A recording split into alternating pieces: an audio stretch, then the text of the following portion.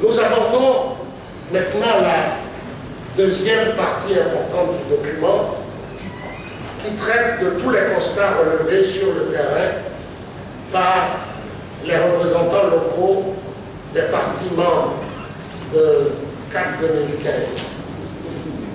Le constat essentiel, c'est le courage dur.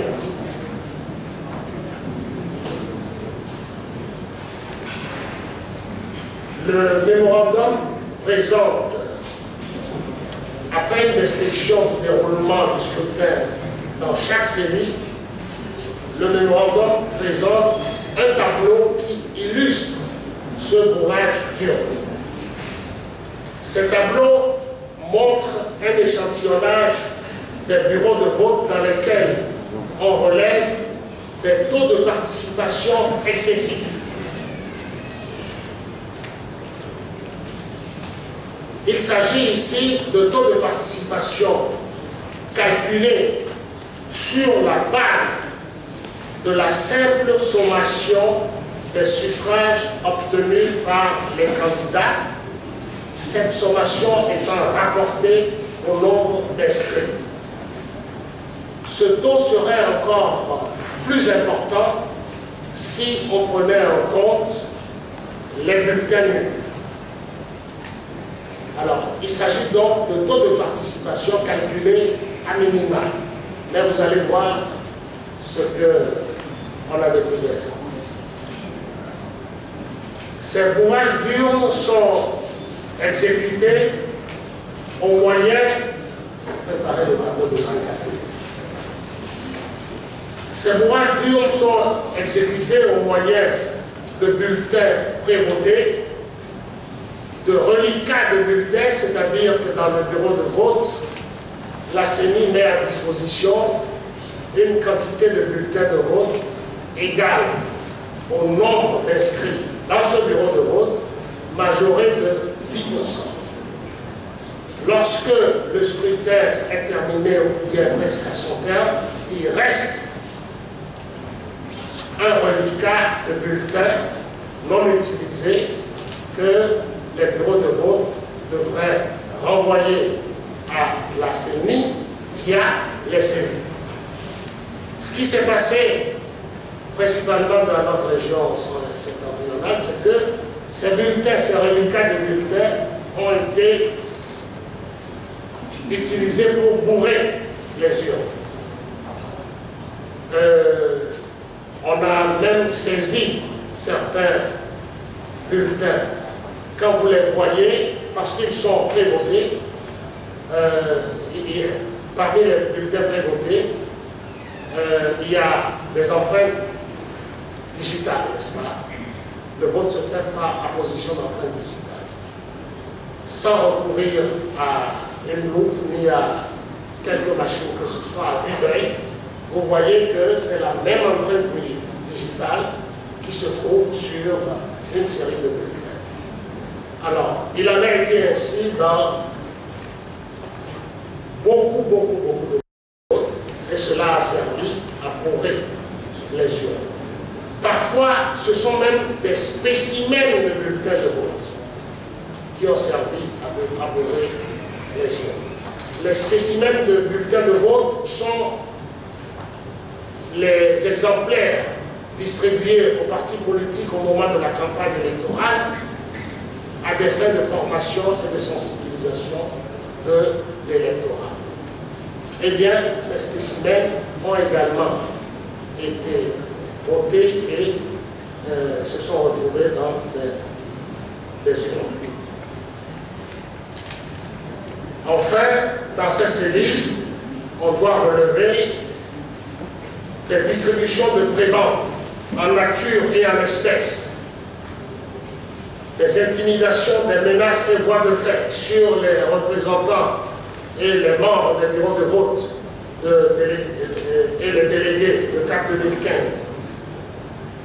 Tout cela se retrouve au niveau de chacune des séries que nous allons passer à relever très rapidement. Si nous prenons 5 cassés,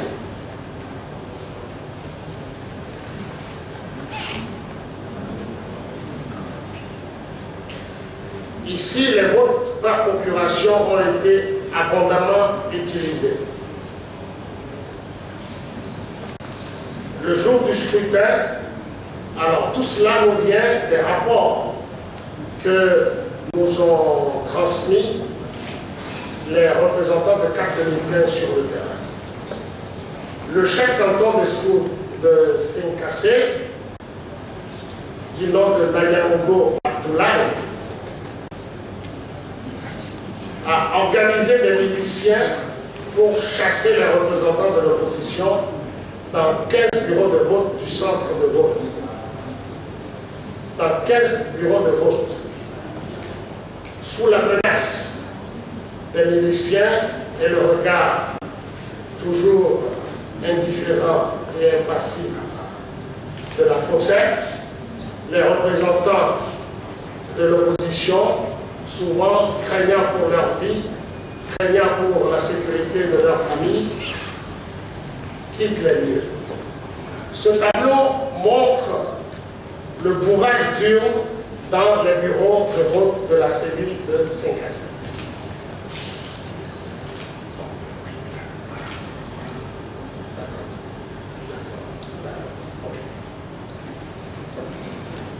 Alors, vous voyez ici, les taux de participation culminent à 99%. Elles vont de 91, donc au-delà de 90, Séncassé. Tu as Séncassé. Non, ça c'est pas. Ils vont jusqu'à 90%.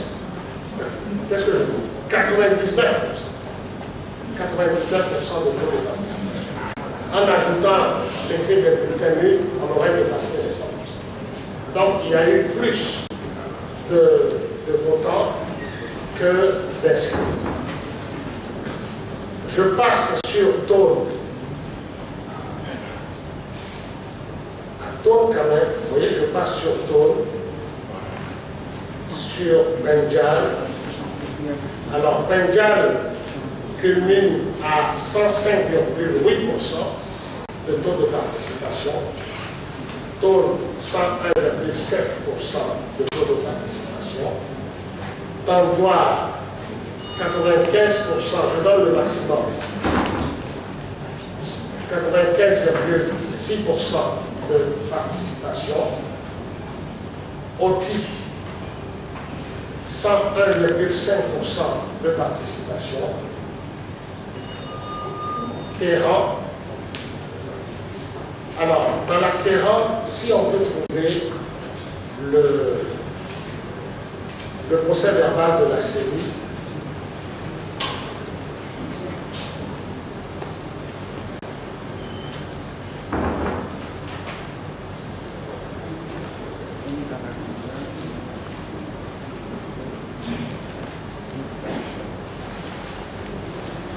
sinon on continue. Les lecteurs et nos amis journalistes découvriront tout cela allègrement de retour dans leur rédaction respective. Toufelbou culmine à 102%. En réalité, presque tous les bureaux de vote identifiés dans Toufelbou sont au-delà de 100%. Vous voyez, Bina. Dans la Bina, les ministres Florent Magalawe, Prey Senfetio et Massina Palouki ont été les maîtres d'œuvre de la fraude et des bourrages durs. Dans le thème, c'est l'équipe de la députée Ibrahima Lemonatou, du préfet Manganawe et du directeur général de la CET Tételi Yanti, qui ont été à l'œuvre. À Bassar, on note le déroulement des opérations de bourrage dur sous l'instigation du ministre Nyofam Ninsao, de l'ancien ministre d'État Akbar Chakondi, du préfet Bonfo et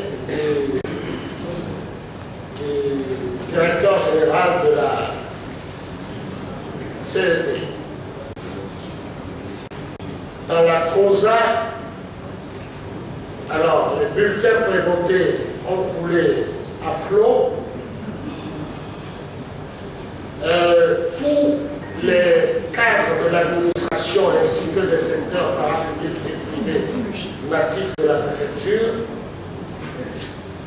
sont rentrés pour prendre activement part aux opérations de fraude. Les chiffres. Pardon? Oui, le tableau.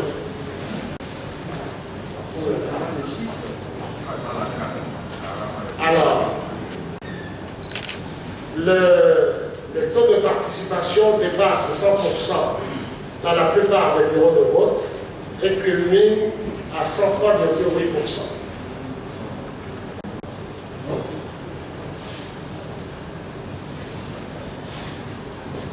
Dans Assoli, le taux culmine à 97,8%. Ici, on a noté surtout la distribution de prébendes aux populations en espèces et en nature.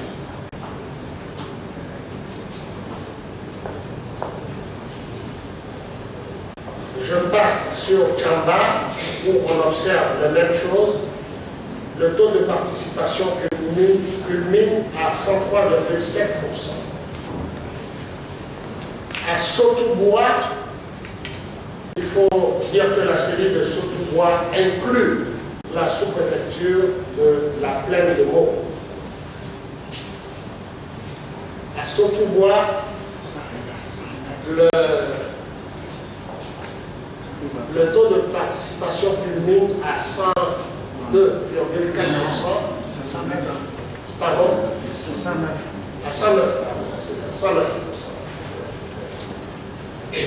Et les campagnes d'intoxication, de menaces et d'intimidation ont atteint peut-être leur comble ici, avec le ministre Kwesi, lui-même à l'époque membre de la CENI, assisté de Christophe Tchao, président du groupe parlementaire uni, ont organisé, supervisé toutes les opérations de fraude et les campagnes de menaces et de représailles. Déjà, le 14 avril 2015, en amont du scrutin, après le meeting du candidat de CAP 2015, le ministre Boupessi et ses acolytes ont fait bonbonner dans toute la ville un message d'intimidation portant à la connaissance des populations. Que tous ceux qui ont participé au meeting de Jean-Pierre Fabre sont identifiés. 2. Qu'après l'élection et la victoire de Faure Gnassingbé, ils seront punis à la mesure de la faute qu'ils ont commise. Et 3. Que le président Faure Gnassingbé lui-même a donné des consignes dans ce sens et fournira les moyens matériels et financiers nécessaires à l'exécution des représailles. Alors, plus loin, on passe sur, on ne passe pas sur, on mentionne quand même au passage les représailles exercées contre de pauvres citoyens qui ont commis la faute de porter un poster de Jean-Pierre Fabre. Un cultivateur qui avait un poster s'est vu molester. Une dame qui est la représentante de l'ANC sur le terrain s'est vue remonter les bretelles. On a même demandé à son père, ici à Lomé, d'interpeller sa fille, ce que son père a fait, mais bien évidemment, la dame mobilisée et convaincue de ce qu'elle fait, n'a pas cédé au chantage. Je terminerai par cette anecdote dans cette série. Le membre du bureau de vote de EPP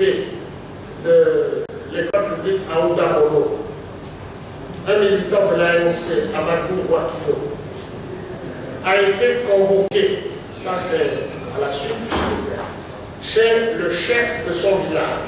C'était le 11 mai dernier. Il lui est reproché d'avoir apporté, entre guillemets, l'opposition qui a souillé le village en obtenant 42 voix. Il lui est alors demandé de purifier le village en renonçant lui-même à son parti et en demandant aux autres militants, les 42 qui ont voté, que lui seul connaît, de faire autant. Ce sont des représailles de la sorte que subissent nos militants à l'intérieur, à l'issue, après le scrutin.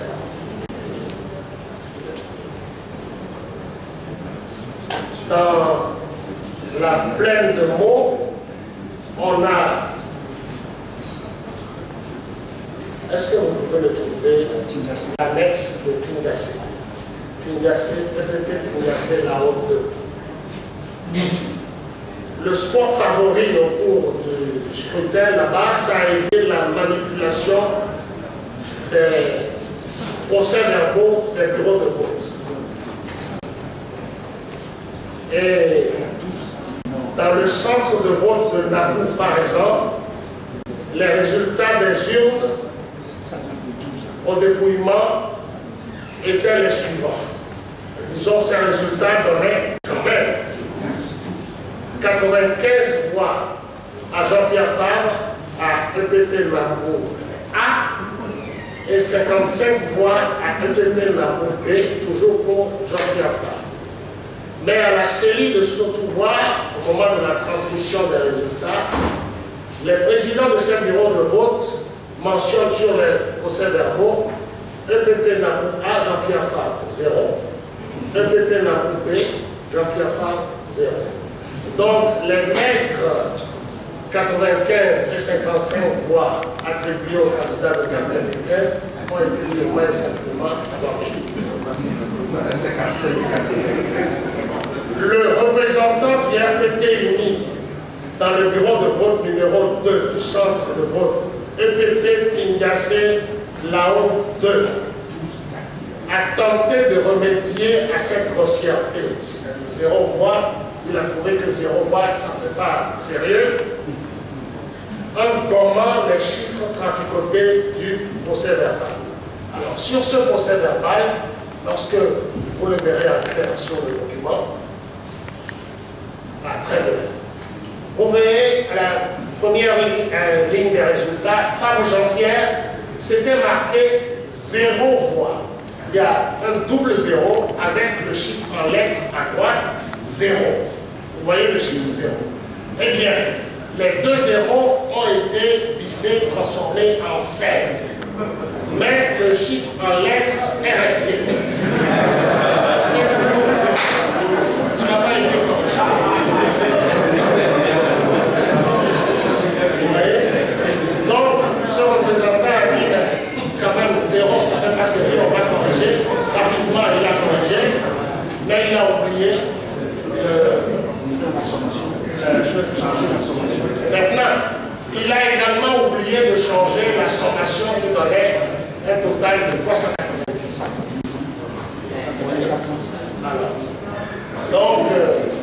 Donc, il a eu 16, mais il n'a pas ajouté les 16 de 390. Si bien que le résultat est resté. Vous voyez, c'est à ce genre d'exercice-là qu'on a assisté dans de nombreux bureaux de vote. Plus tard, ce sont les mêmes choses ici. Ce sont les seigneurs Talaki, Toufion, Blissé, Abeko, Dumenia Indré, Amefou Denis, Niabou Farid Célestin qui étaient à la tâche pour le bourrage systématique des urnes. Le tableau qui fait culminer le taux de participation à 102,4% illustre également ces bourrages d'urnes qu'on ne peut obtenir que lorsque l'on multiplie, lorsque l'on gonfle le nombre de votants par rapport au nombre d'inscrits dans le bureau de vote. Tchaoudjo, c'est la même chose. Le taux de participation culmine à 101,9%. Même chose à Wawa. Wawa n'est pas dans la partie septentrionale, mais l'exploit du ministre Fiatou Kwadjo Sessenou dans cette série méritait d'être cité, donc le mémorandum en parle. Alors, un tableau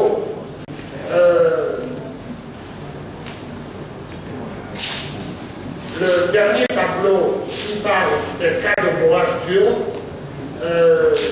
donne les taux de participation dans d'autres séries. Parce que nous disons que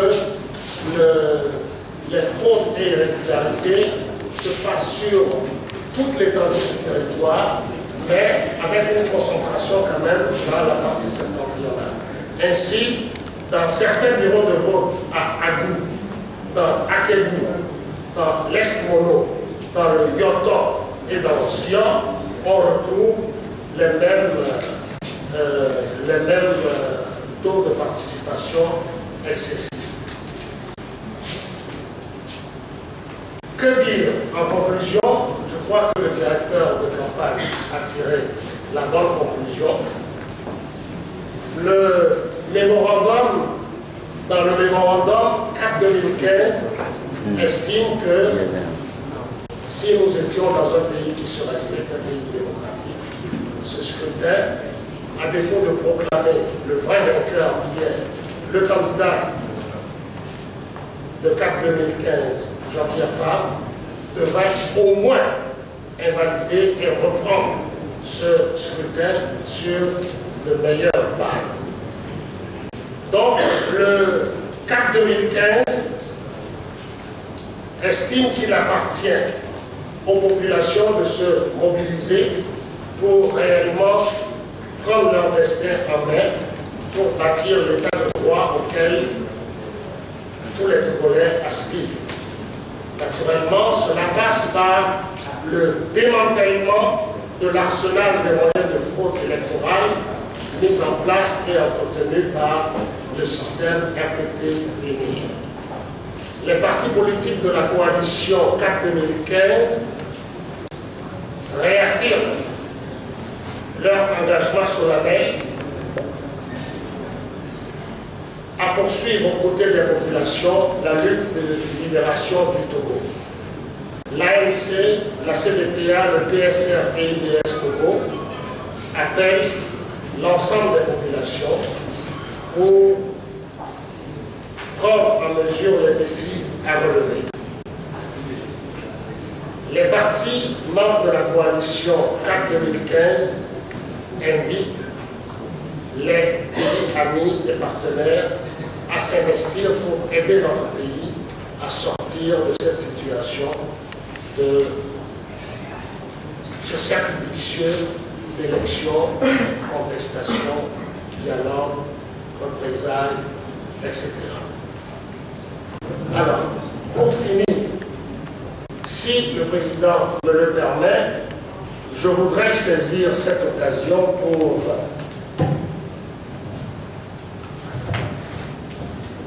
répondre à une préoccupation de CAP 2015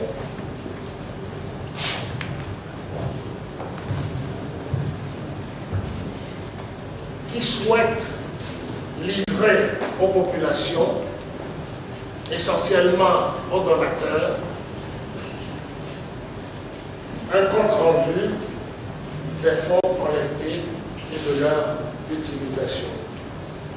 Naturellement, ce compte rendu est fait en direction de tous les généreux donateurs qui ont répondu à l'appel de CAP 2015 et qui ont contribué d'une manière ou de l'autre au financement des opérations de collecte de résultats. Il n'est pas destiné, et ça il faut le souligner, à ceux qui ont craché sur CAP 2015, n'ont pas contribué pour un seul franc, mais qui sont ceux qui réclament à corps et à cri des comptes. Donc,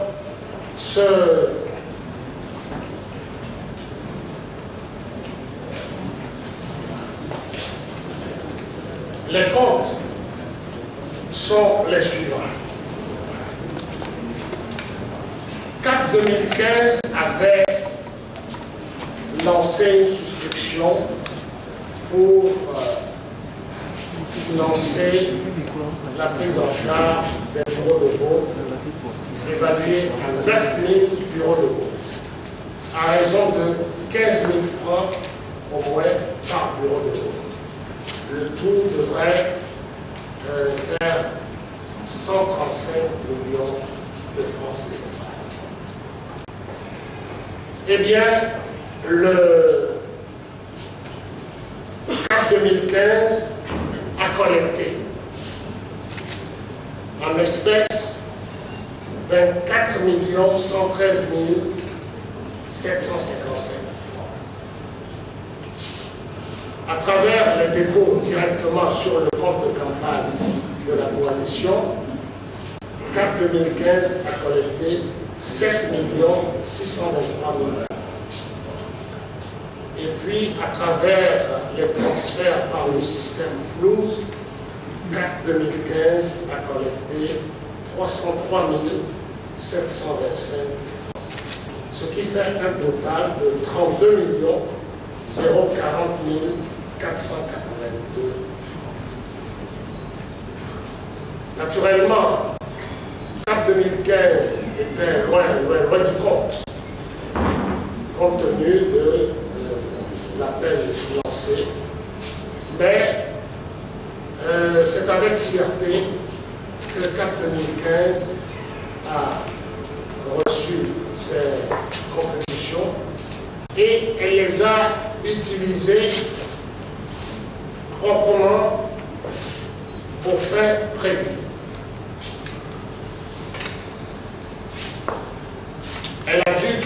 CAP 2015 a dû compléter naturellement par les apports des différents partis qui le composent et par d'autres apports.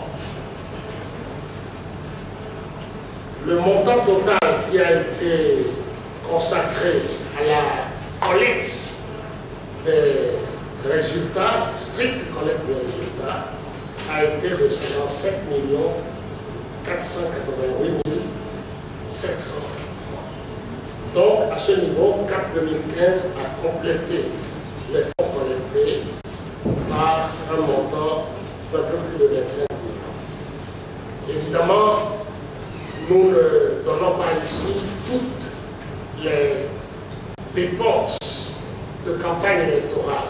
Ce n'est pas le but de l'exercice. CAP 2015 a souhaité tout simplement, en remerciant encore une fois tous les donneurs, tous les donateurs, du plus petit au plus important, parce qu'il y a eu des contributions très modestes et en même temps émouvantes, qui traduisent l'engagement des citoyens, qui traduisent leur adhésion à la cause défendue par CAP 2015. Tous ces généreux donateurs, qu'ils soient remerciés. Monsieur le Président, Mesdames, Messieurs, je crois que je suis arrivé à